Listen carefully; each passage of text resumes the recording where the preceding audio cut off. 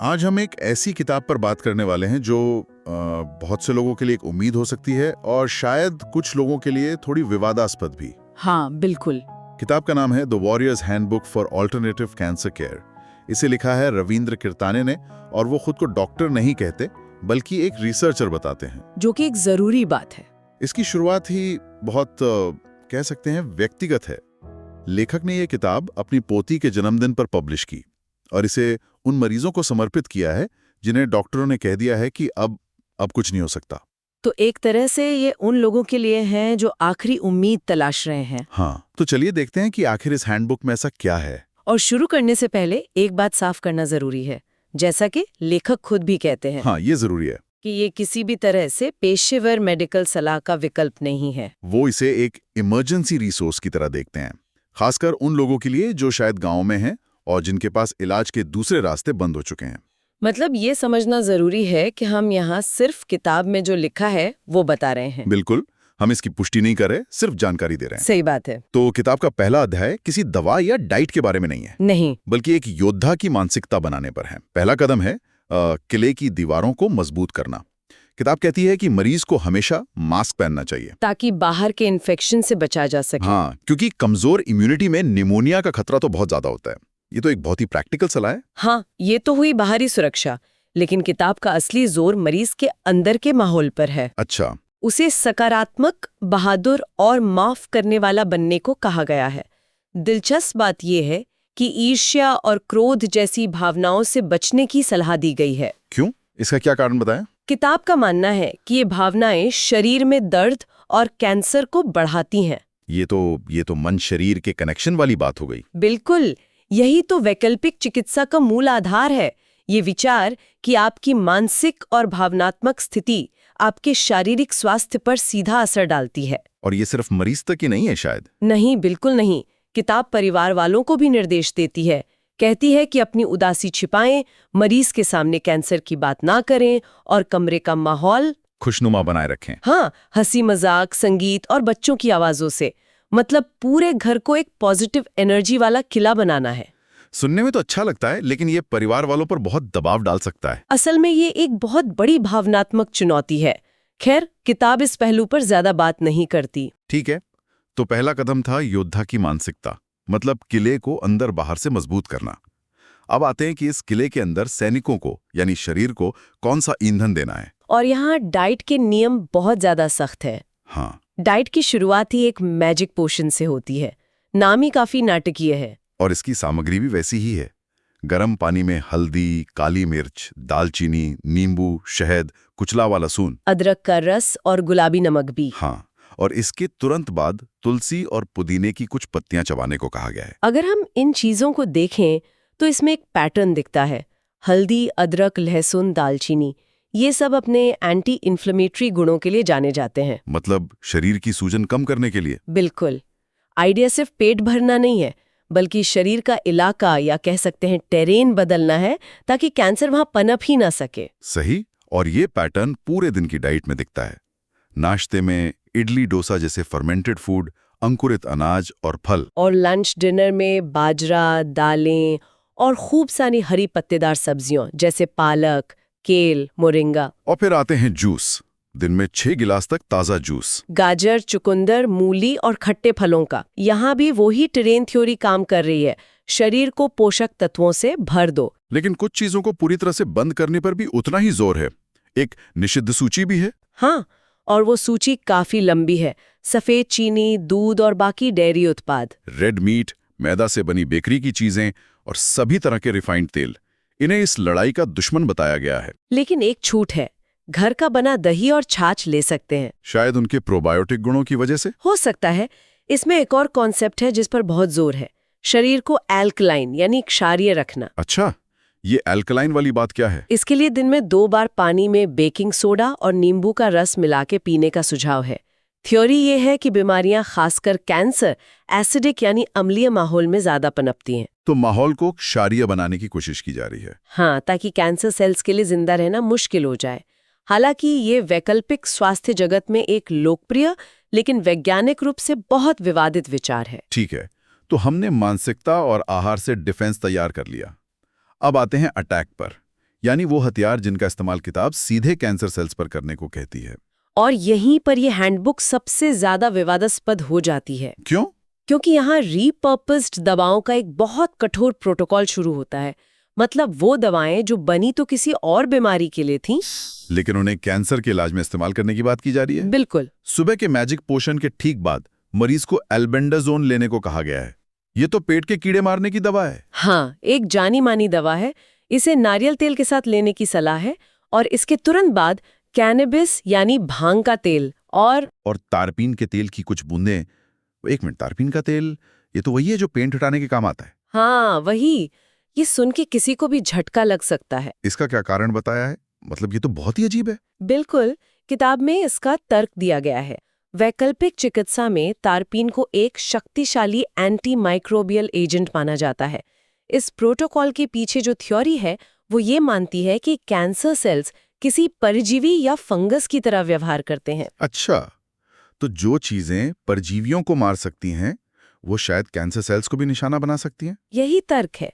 लेकिन ये साफ कर देना जरूरी है कि ये एक बहुत ही विवादास्पद और खतरनाक प्रयोग हो सकता है। और ये सिलसिला यहीं नहीं रुकता।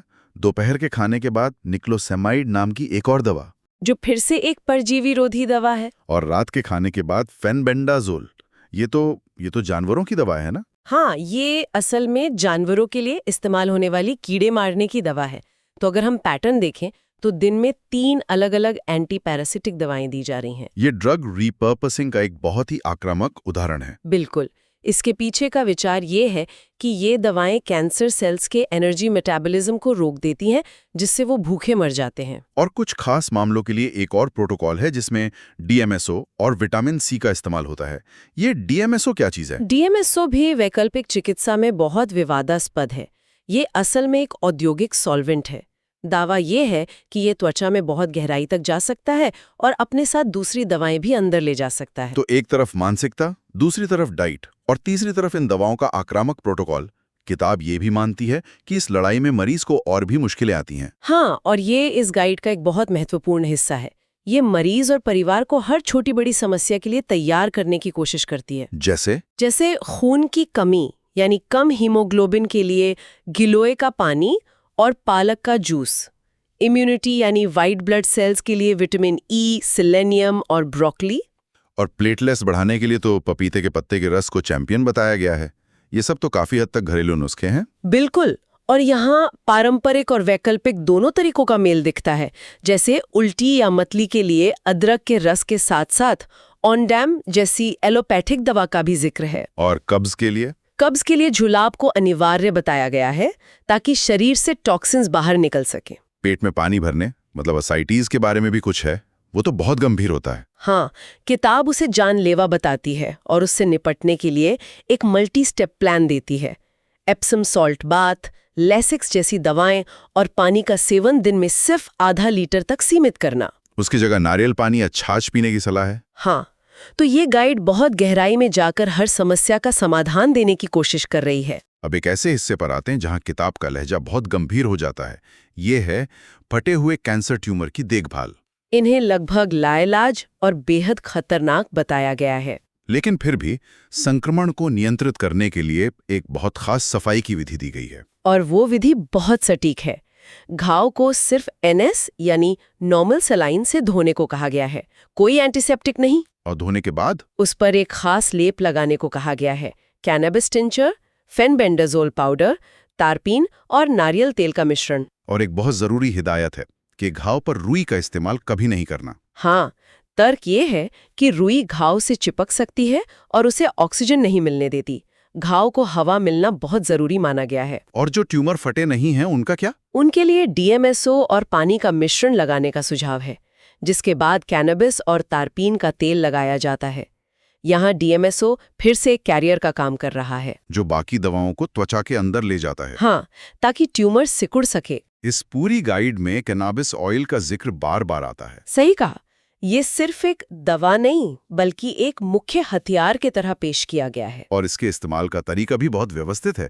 एक स्टेप अप प्लान बताया गया है। हाँ, जिसमें खुराक चावल के आधे दाने के बराबर ड्रॉप से शुरू होती है और धीरे धीरे बढ़ाई जाती है, ताकि शरीर को इसकी आदत हो जाए। बिल्कुल, ताकि मरीज को बहुत ज्यादा नशा या असहजता महसूस ना हो। लेकिन जो बात मुझे सबसे अनोखी लगी वो उन लोगों के लिए है जो इसे मुंह से नहीं ले सकते। शायद उल्टी की वजह से या किसी और कारण से। हाँ, किताब एक रेक्टल यानी गुदा मार्ग से दवा देने की विधि बताती है। और उसे बहुत विस्तार से समझाया गया है।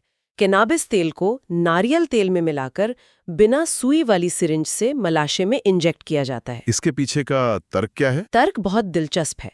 जब आप कोई दवा मुंह से लेते हैं तो वो पहले पेट और लिवर से होकर गुजरती है, जहां उसका असर कम हो जाता है, लिवर को बाईपास करते हुए।